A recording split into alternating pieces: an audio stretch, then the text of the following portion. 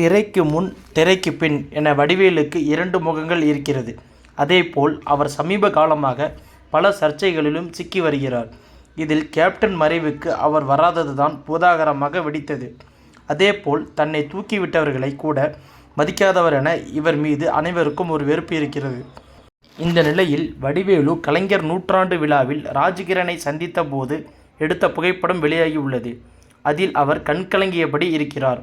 இதை பார்த்தாலே நம்பும்படியாக இல்லை. ஏனென்றால் வடிவேலுவின் குணம் அப்படி. அதனாலே இதை ஏதோ அதிசய நிகழ்வாக எல்லோரும் பார்த்து வருகின்றனர்.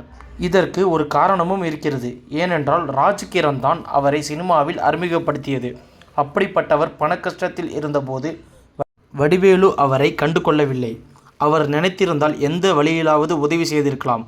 ஆனால் அப்போதெல்லாம் கண்டுக்காமல் இப்போ அவருடைய நிலைமை கொஞ்சம் மோசமாக இருக்கும்போது கண் கலங்கி இருக்கிறார். தற்போது இதெல்லாம் நடிப்பாகத்தான் இருக்கும் என திரையுலகில் கிசுகிசுத்து வருகின்றனர். ஆனாலும் ராஜ்கிரண் எதையும் மனதில் வைத்து கொள்ளாமல் வடிவேலுவை தன் அருகில் உட்கார வைத்து பெரிய மனுஷன் என நிரூபித்து விட்டார்.